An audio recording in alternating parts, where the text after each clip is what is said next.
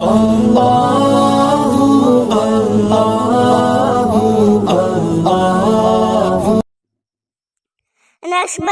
عالیہ کی آواز کی آواز۔ بسم اللہ الرحمن الرحیم۔ یوم لا ينفع مال ولا بنون الا من اتى الله بقلب سلیم۔ وقال النبی صلی اللہ علیہ وسلم الا فی الجسد مضغة اذا صلحت صلح الجسد كله وَإِذَا فَسَدَ الْجَسَدُ كُلُّهُ أَلَا وَهِيَ الْقَلْبُ۔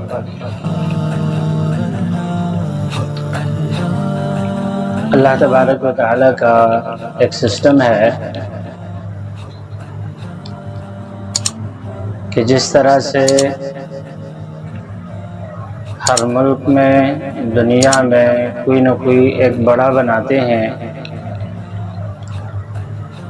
اللہ تبارک و تعالیٰ نے جسم میں بھی ایک حصے کو پورے کے پورے جسم کا بڑا بنایا ہے۔ حکما کے ہاں جز اعظم یا جز رئیس اعظم کون سا ہے، مختلف اقوال پائے جاتے ہیں، لیکن بہرحال خدا اور خدا کے رسول کے ہاں ایک ہی چیز ہے کہ انسان کے جسم کا رئیس اعظم، جسم کا سب سے بڑا اور بنیادی جز دل ہے۔ اللہ تبارک و تعالیٰ نے دنیا میں جس طرح سے ظاہری ایک سسٹم رکھا ہوا ہے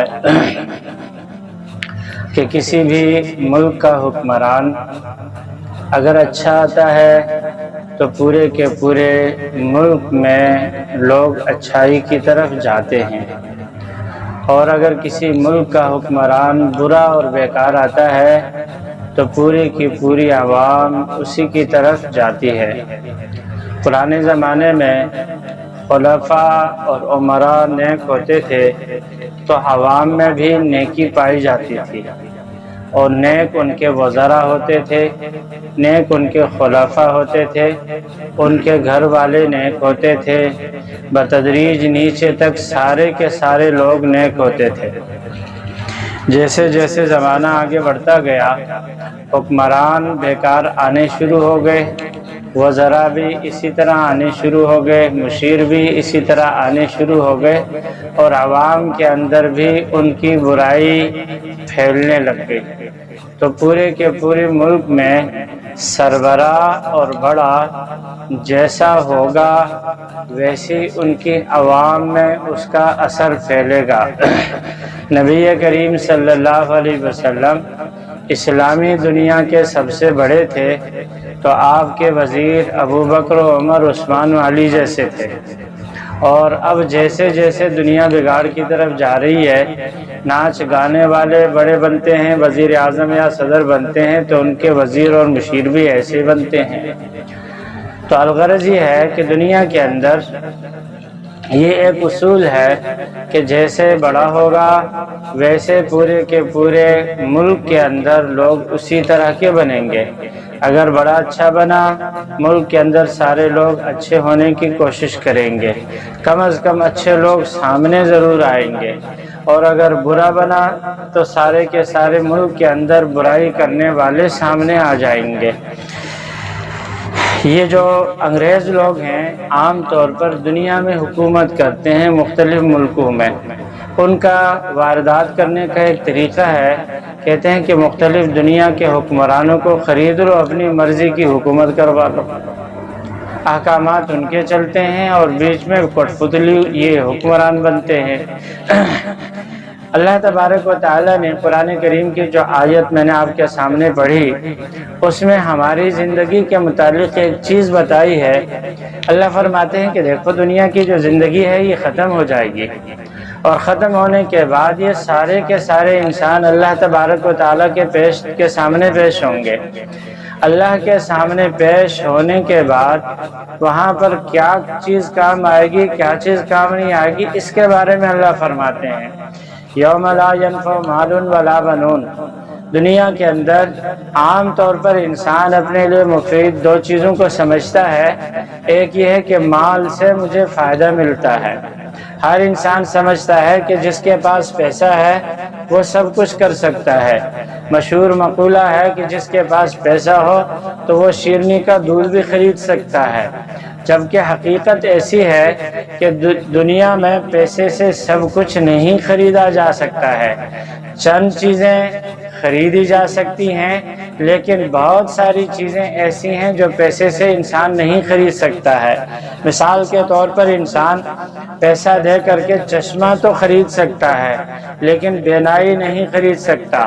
چشمہ دے کر کے پیسہ دے کر کے نیند کی دوا تو خرید سکتا ہے، لیکن سکون نہیں خرید سکتا۔ پیسہ دے کر کے دوائیاں تو لے سکتا ہے، خوراک تو لے سکتا ہے، لیکن انسان صحت نہیں خرید سکتا ہے۔ انسان پیسہ دے کر کے بہترین قسم کا بیڈ تو خرید سکتا ہے، لیکن نیند خرید نہیں سکتا۔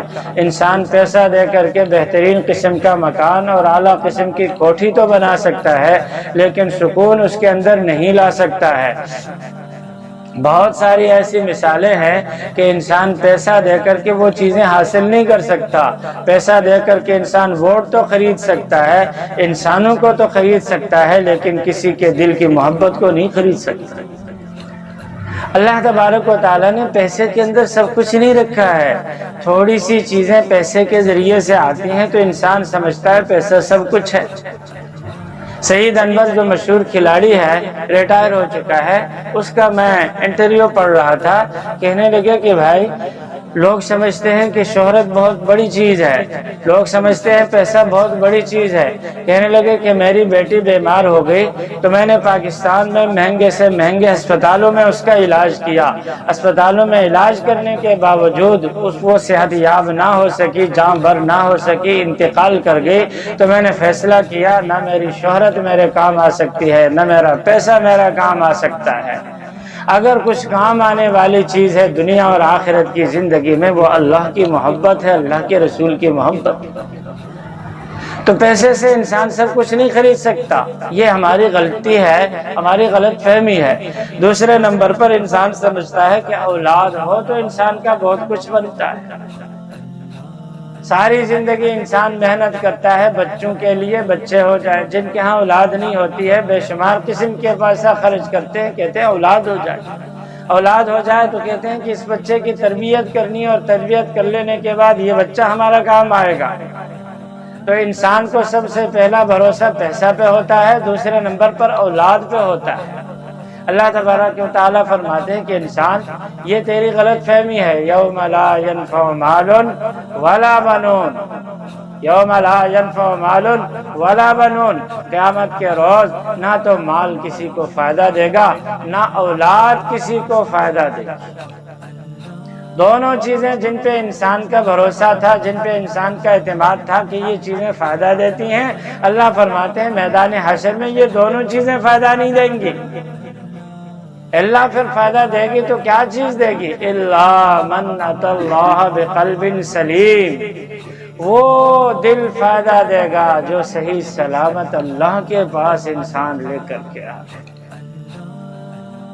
وہ دل فائدہ دے گا جو صحیح سلامت قلب سلیم لے کر کے اللہ تبارک و تعالیٰ کے پاس فائدہ وہ لے کر کے آئے۔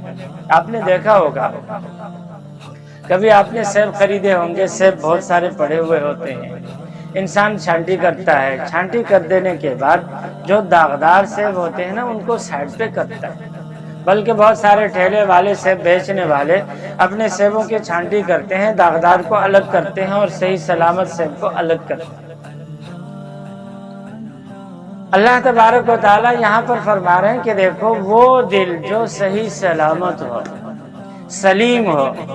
دنیا میں ہم سیب خریدتے ہوئے صحیح سلامت سیب کو خریدتے ہیں اور داغدار سیب کو سائڈ پہ کر دیتے ہیں۔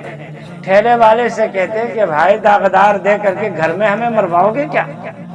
پٹائی کرواؤ گے کیا؟ ڈانٹ پڑواؤ گے کیا؟ گھر والے بولیں گے کہ تیرے کو کوئی صحیح سیب نہیں ملا، داغدار سیب لے کر کے آ گیا۔ انار ہوں داغدار ہوں تو ان کو سائڈ پہ کر دیتے ہیں، کہتے ہیں کہ یہ داغدار ہے، اس کو نہیں لینا، ہم نے صحیح سلامت لینا ہے۔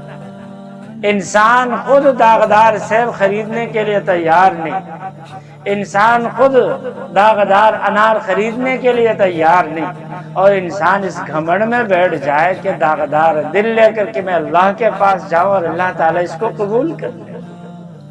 اللہ فرماتے ہیں کہ انسان تو نے اگر کامیابی حاصل کرنی ہے، اللہ تبارک و تعالیٰ کے ہاں سرخرو ہونا ہے، تو ایسا کر لے اپنے دل کو صحیح سلامت لے کے آ۔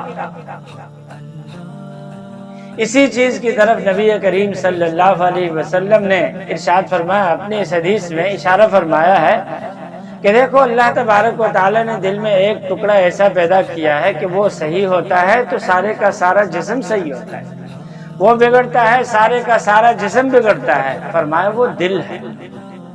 جس طرح سے پہلے میں نے عرض کیا، دنیا میں ہمارے جو حکمران ہوتے ہیں اگر وہ صحیح ہوں پورے کے پورے حکومت میں اصلاح ہوتی ہے، اگر وہ بگڑ جائیں پورے کے پوری حکومت کے ارکان بگڑ جاتے ہیں۔ یہ ہمارے ہاتھ ہیں، یہ ہمارے پیر ہیں، یہ ہماری آنکھیں ہیں، یہ ہمارے جسم کا ایک ایک عضو ہے، کان ہے، زبان ہے، ناک ہے، سب کچھ، ان سب کے اصلاح کا تعلق ہے ہمارے دل کے ساتھ۔ اللہ کے رسول جتنے آئے انہوں نے ہاتھوں پہ محنت نہیں کی، پیروں پہ محنت نہیں کی، دماغوں پہ محنت نہیں کی، انہوں نے دل پہ محنت کی ہے۔ اللہ اکبر۔ فتح مکہ کے بعد کا واقعہ ہے، جعرانہ کے مقام پہ نبی کریم صلی اللہ علیہ وسلم نے مال غنیمت جو طائف سے حاصل ہوا تھا تقسیم کیا۔ آپ صلی اللہ علیہ وسلم نے ایک سردار کو 100 اونٹ دے دیے بلوا کے۔ کچھ وقت گزرا، دوبارہ اس سردار کو بلایا، بلانے کے بعد 100 اونٹ اور دے دیے۔ تیسری دفعہ پھر بلایا، 100 اونٹ اور دیے۔ نبی کریم صلی اللہ علیہ وسلم نے خود تو اس کی وضاحت نہیں فرمائی کہ میں نے ایسا کیوں کیا۔ شارحین حدیث اور جس سردار کو حضور صلی اللہ علیہ وسلم نے اونٹ دیے انہوں نے بتایا، کہنے لگے نبی کریم صلی اللہ علیہ وسلم روئے زمین میں مجھے سب سے برے لگتے تھے، آپ صلی اللہ علیہ وسلم نے مجھے اونٹ دیے تو آپ صلی اللہ علیہ وسلم کی طرف دل مائل ہو گئے، پھر اس کے بعد دوبارہ اونٹ دیے تو دل میں جاذبیت آ گئی، تیسری دفعہ آپ صلی اللہ علیہ وسلم اونٹ دیے تو آپ صلی اللہ علیہ وسلم کی محبت دل میں ایسے آ گئی کہ اب روئے زمین میں حضور سے پیارا کوئی اور لگی نہیں۔ تو انبیاء کی محنت کس پہ ہوتی ہے؟ دل پہ ہوتی ہے۔ اور اولیاء اور علماء یہ انبیاء کے وارث ہوتے ہیں، انہوں نے بھی وہی نقطہ اٹھا لیا جو اللہ کے نبیوں نے اٹھایا، انہوں نے بھی انسانوں پہ محنت کرنی شروع کر دی کہ اللہ کے بندو اپنے دل کو سنوار لو، اپنے دل کو سنوار لو۔ یہ ہمارے ہاتھ، یہ ہمارے پیر، یہ ہماری آنکھیں، یہ ہماری زبان، یہ ہماری ناک، یہ ہمارے کان، یہ سارے کے سارے لگے ہوئے ہیں دل کو بگاڑنے کے لیے۔ ہاتھ گناہ کرتا ہے، دل کے اوپر دھبا لگتا ہے، آنکھ گناہ کرتی ہے، دل پر دھبا لگتا ہے، کان گناہ کرتے ہیں، دل پہ دھبا لگتا ہے، زبان گناہ کرتی ہے، دل پہ دھبا لگتا ہے۔ یہ سارے کے سارے اولیاء اللہ لگے ہوئے ہیں کس چیز پہ کہ بھائی یہ جو اللہ تبارک و تعالیٰ نے دل بنایا ہے نا، اس دل کو سنوار لو، اس دل کو سنوار لو، اس دل کو بنا لو۔ ایک ہی کوشش کرتے ہیں، کہتے ہیں کہ اللہ کے بندو دل سے اللہ کو یاد کر لو۔ اللہ اکبر۔ یہ اللہ والے جو دلوں پہ ضربے لگاتے ہیں، اللہ اللہ کی ضربے لگاتے ہیں، آپ کو اندازہ نہیں کہ اس ضرب کی وجہ سے دل کی کتنی صفائی ہوتی ہے۔ آپ نے دیکھا ہوگا یہ جو لوہار ہوتا ہے نا، لوہار بھٹی میں لوہے کو ڈالتا ہے اور آگ جھونکتا ہے، اس بھٹی کے اندر ایک وقت ایسا آتا ہے کہ وہ لوہا گرم ہو کر کے لال انگارہ ہو جاتا ہے۔ پھر اس کے بعد ایک ہتھوڑے والے کو بلاتا ہے، سنگدان کے اوپر اس کو رکھ کر کے وہ زور سے اس پر ہتھوڑا مارتا ہے۔ تو کچھ چیزیں آپ نے دیکھا ہوگا، لوہے کے اوپر جو چیزیں لگی ہوئی ہوتی، زنگ نما چیزیں، وہ اڑ کے ختم ہو جاتی ہیں، ہٹ جاتی ہیں، خالص لوہا رہ جاتا ہے۔ اللہ کے ولی اللہ کے بندوں کے دلوں پر محنت کرتے ہیں اور دل سے ذکر کرنے کی ترغیب دیتے ہیں کہ اللہ کے بندو، یہ جو ہاتھوں کے ذریعے سے ہم نے گناہ کیے، دل پہ زنگ لگ گیا، کانوں کے ذریعے سے گناہ کیے، دل پہ زنگ لگ گیا، زبان کے ذریعے سے گناہ کیے، دل پہ زنگ لگ گیا، آنکھ کے ذریعے سے گناہ کیا، دل پہ زنگ لگ گیا۔ اب اس دل کو دھونے کے لیے، اس دل کو صاف کرنے کے لیے دل سے اللہ کو یاد کرنا پڑے گا اور زور سے ضرب لگانی پڑے گی۔ ہتھوڑے کی ضرب اتنی زور سے نہیں لگتی جتنے کہ اللہ کی ضرب دل پہ لگتی ہے۔ جب انسان زور سے اللہ کی ضرب دل پہ لگائے گا اور دل کو گھروائے گا اللہ کی یاد سے، اللہ تبارک و تعالی جس طرح لوہے سے زنگ کو الگ کر دیتے ہیں، ہمارے دلوں سے بھی زنگ کو الگ کر دیتے ہیں۔ تو اس لیے دوستو، یہ قلب سلیم بنتا ہے اس وقت جب انسان کے دل پہ گناہ کا کوئی دھبا، اور ظاہر ہے ہماری فطرت میں یہ چیز لگی ہوئی ہے۔ انسان معاشرے میں نکلتا ہے تو بد نظری بھی ہو جاتی ہے، انسان معاشرے میں نکلتا ہے جھوٹ بھی بولنے لگتا ہے، غیبت بھی کرنے لگتا ہے، زبان کو بھی ادھر ادھر الٹے سلٹے الفاظ سے زبان کو چلاتا ہے۔ یہ جتنے ہم لگے ہوئے ہوتے ہیں، اس کی وجہ سے ہمارے دل پہ خرابی ہوتی ہے۔ اللہ کے ولی، اللہ کے اولیاء ہمیں کہتے ہیں کہ بھائی تھوڑا سا ٹائم لگا لو، تھوڑا سا وقت لگا لو، اول تو سارے کا سارا وقت لگا لو، نکال لو، اور اگر نہیں ہو سکتا ہے رات سونے سے پہلے کچھ ٹائم نکال لو، کچھ وقت لگا لو۔ کس کے لیے؟ اللہ کے لیے، دل کو صاف کرنے کے لیے۔ دن بھر میں جتنے گناہ ہوئے ہیں، جتنا زنگ دل پہ لگ گیا ہے، کچھ خلوت میں بیٹھ جاؤ اور اللہ اللہ دل سے کر لو۔ جتنا اللہ اللہ کریں گے اتنا دل آپ کا صاف ہوگا۔ تو اللہ تبارک و تعالیٰ نے نجات کا دار و مدار اس آیت میں ٹھہرایا ہے کہ دیکھو، اگر انسان کو کسی چیز سے آخرت میں فائدہ ہوگا تو وہ قلب سلیم سے ہوگا۔ یہ قلب سلیم، قلب ہم میں سے ہر ایک انسان کے پہلو میں اللہ نے ایک ایک لگا دیا ہے۔ ما جعل اللہ لرجل من قلبین فی جوفہ، اللہ نے کسی کے پہلو میں دو دل نہیں لگایا، ہر انسان کے پہلو میں ایک دل لگایا ہے۔ اب ہماری نجات کا دار و مدار اس قلب سلیم پر ہے۔ جو انسان اپنے دل کو جتنا صاف کرے گا، اللہ تبارک و تعالیٰ کے ہاں وہ اتنا سرخرو ہو جائے۔ یہ جو اولیاء اللہ کے بارے میں ہم پڑھتے ہیں، فلاں اتنا بڑا بزرگ بن گیا، فلاں اتنا بڑا ولی بن گیا ہے، آپ اس کی ہسٹری اٹھا کر کے دیکھ لیں، ان کی تاریخ اٹھا کر کے دیکھ لیں، ان کی زندگی پڑھ لیجئے۔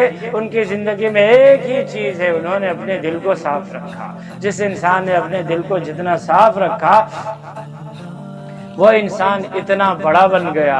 جس انسان نے اپنے دل کو جتنا گندا کیا، وہ انسان دنیا کے اندر اتنا چھوٹا بن گیا، اور آخرت میں بھی وہ اتنا ہی چھوٹا رہے گا۔ اللہ تبارک و تعالی ہم سب کو اپنے دل کو صاف کرنے کی توفیق عطا فرمائے۔ وآخر دعوانا